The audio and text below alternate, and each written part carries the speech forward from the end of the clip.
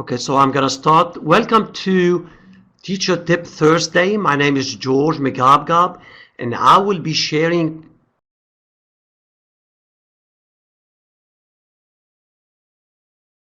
computer science.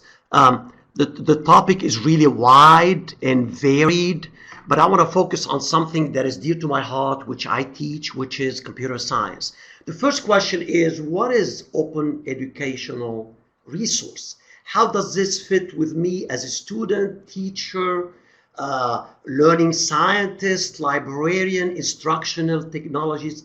We all have dealt with teaching material, whether it's a syllabi, it's a book, it's a video, it's a journal article. How does the internet changes all of this? Can I still use stuff, download stuff from the internet? Am I covered by a license? Would the license that I have allow me to use the material? If you look at a book in the past, it has all the rights reserved, which means there are ways. You can't just use this book anyway. But with the open educational license, you could share the material. You could modify it. You could embed it in your course. You could build on it. You could redistribute it. You could remix it. And it's all happening under the guide of open license software. It is wonderful.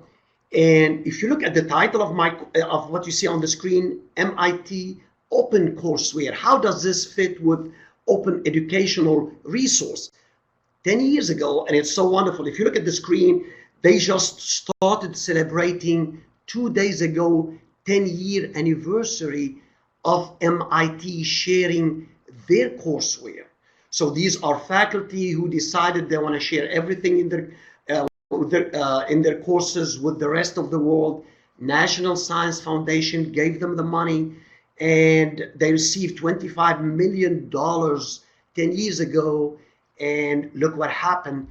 Now everything from computer science to engineering to biology, if you anywhere in science or even geography, sociology, you could download the courseware, the whole courseware that is sitting in a course to your computer. You could use, share, distribute, embed, and share with the students. You could share with the whole world.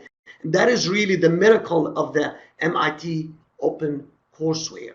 And October 1st, 2003, they opened it, and they started in the beginning having only 500 courses.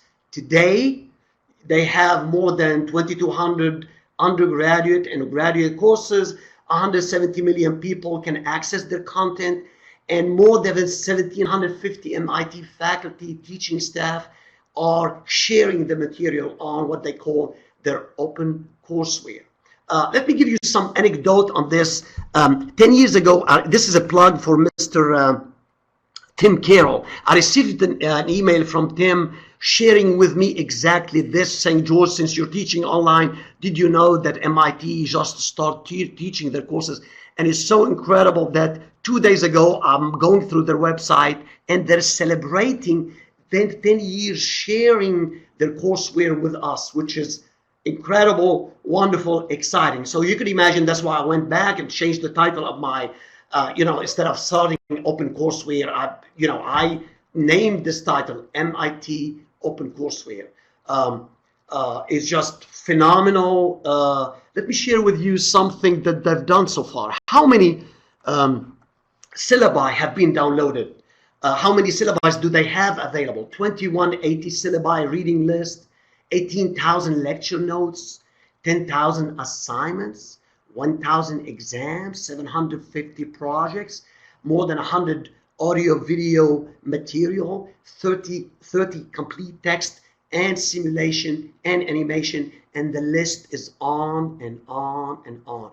Just unbelievable, and all because of a grant, National Science Foundation grant that was given to MIT teachers, and they opened the whole thing for us. And that's what we're celebrating today. So we're celebrating today, the open, what can OpenCourseware resource do for me as a teacher, whether I'm in biology, computer science, engineering. I could do all these things through what they've done. This is, I just copied this from their website yesterday. 10 billion server hits, okay? 870 million page views, 135 million visits, 45 million visits, iTunes lecture video downloads, 48 million YouTube downloads, etc., etc. Huge, phenomenal. It is incredible. And this is the MIT OpenCourseware. So if you're a teacher, you're wondering, can I use this? You can. You could use everything they have. And like I said, it's open, meaning what is open? You could download, you could copy, you could edit, you could redistribute, you could modify, and you could remix. You could do anything you want with it. And really, it is incredible, fascinating. I don't want to keep you more than just taking you right now and show you how does the MIT OpenCourseware looks like. So MIT OpenCourseware, and for example, they have these featured courses, and I'm going to dig into one of them, Fundamentals of Biology. Okay, and you see how it's organized. It's beautifully organized with color and everything. So I'm going to click on their syllabus. Okay, so that you have a copy. You could download the whole syllabus. You could see everything in a syllabus. Of course, you could download, modify all the people who participated in this course. You were meeting all of them. And then next, everything that they're doing in this course, overview, and they have questions embedded. You all love that. I love that. I love to have questions embedded. I don't know whether I could answer which of the following is that I don't know. Let's try. Check. Oh my God, I didn't know that. Which element is not a common component of maybe I know this. Probably I know helium. Yeah. So you see, and you could download this stuff. Can I download a problem? Absolutely. I'm back. I can download it and I could use it, modify it, change it. And you could copy it as it is. And that's the miracle of open. I mean, you look at a book right now, and I feel with my students, they have a textbook and it says all rights reserved.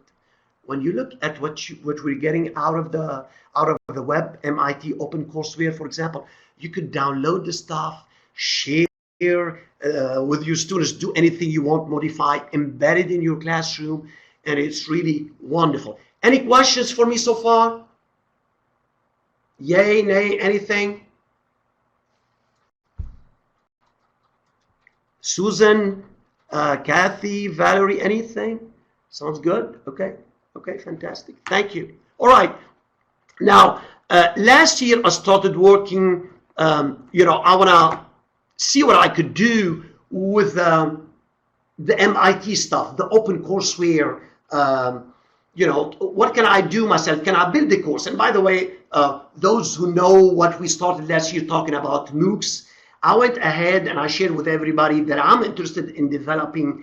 What is a MOOC? It's a massive open, but you see the idea of open again. So can I use everything that I shared with you on the MIT website in a computer science course? Can I share it, create a course for Rome State that is open, that anybody can access? If we have students that could, enroll this course, if this is a MOOC that could enroll for free, can I build the course? And I've called it Programming with Python. Can I do that at Rome State? And so this is how my course looks like. It is open, and I'm going to share with you some content that I grabbed from the MIT courseware. Now, my course starts with a syllabus. Okay. Now, by the way, I've used SoftChalk. Why do I like SoftChalk? Because it looks like a textbook. You're going from one page to another page, etc. And I like the colors and everything. So this is what my MOOC course looks like. Again, it's open. The idea is open. And so you're seeing everything a regular syllabus would look like. Next page. Outcomes, objectives that I'm covering in this book, in this syllabus. And here is powerful. You're going to be seeing all the books that are free books that are available in an HTML format. These textbooks they don't come from MIT, but the idea is, can I use out there textbook on Python that are 100% downloadable, the students can use. So I've listed 8 different textbooks and they're all available online. Okay, full textbook, the art and craft of programming. Okay, starting out. Next, and you could see everything a regular textbook, you know, your students see in a regular textbook.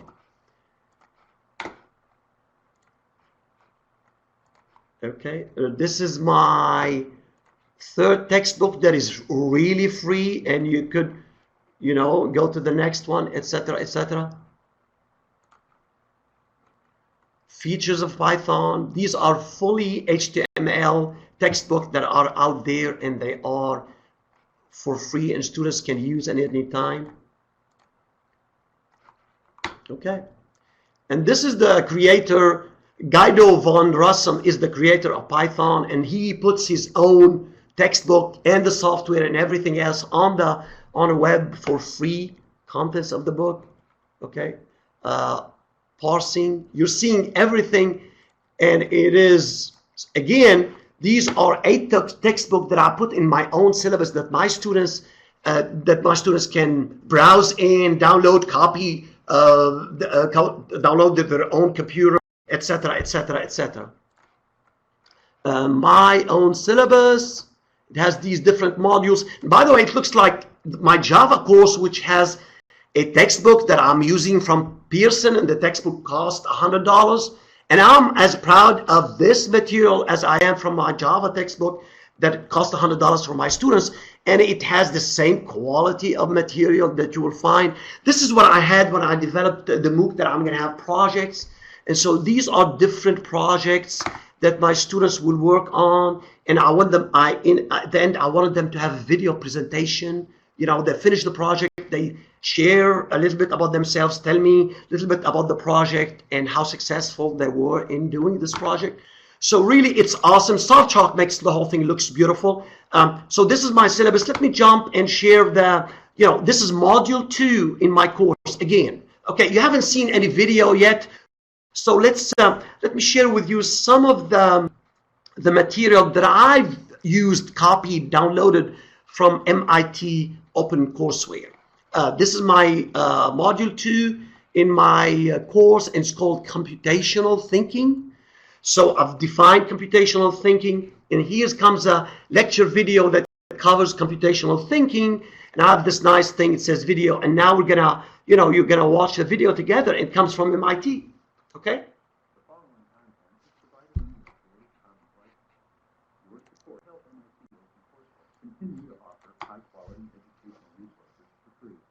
Okay, you notice the MIT OpenCourseware logo, and you're getting a full, I think it's probably around an hour worth of material that's coming from the professor's name and everything. And okay, so let's watch for a minute. Just a regular classroom, and it's really, that's what, when they said courseware, they opened their own courseware and shared it with us. And this is their introduction on computational thinking, and I think it is wonderful. Okay, did I only use videos? No, I've also, this is another video that comes, I believe, from MIT. Again, it's the same person, same professor. Okay, again, the same professor. But then I have also lecture notes. Okay, so click here for a tutorial built on functions. So you're seeing, you know, what is a function called, etc., etc., and it's an HTML document. And so again, my students can do all of that. Again, another tutorial, and it's fully 100% HTML document which students can use, download, etc. Okay.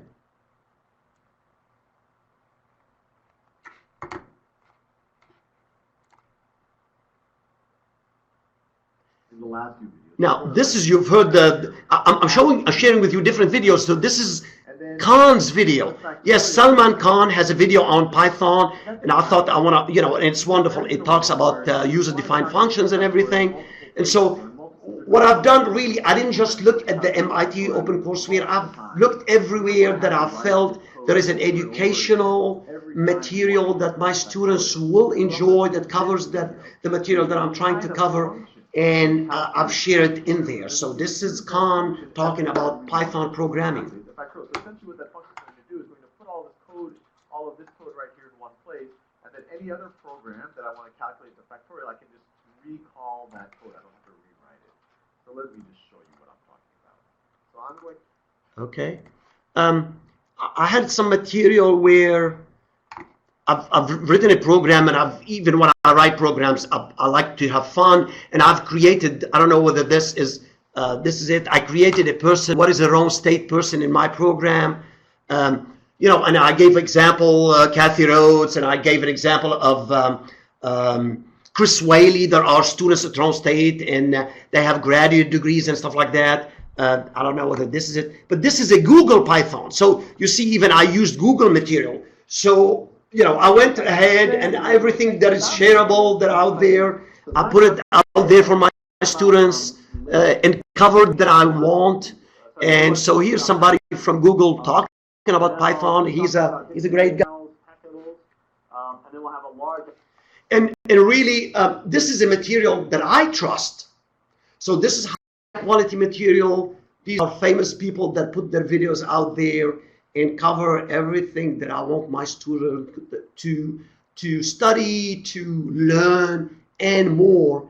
And it's all out there open. So the purpose of my talk today, you know, introducing open educational resource, and can I build my own course around open educational resources? Are there enough resources out there? Video resources, lecture notes, full textbook that I could embed in a course and have it out there, and it is open. Students can use, reuse over and over again without having to worry about any permissions to grant or anything like this. Absolutely, you could do that. Okay, any questions?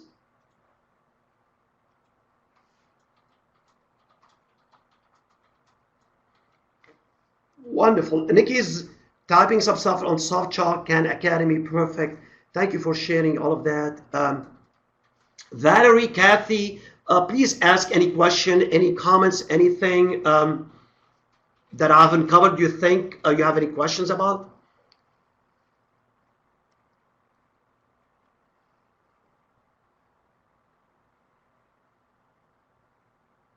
All right, this ends my Teacher Tip Thursday. Enjoyed doing it. Thank you so much. Bye-bye.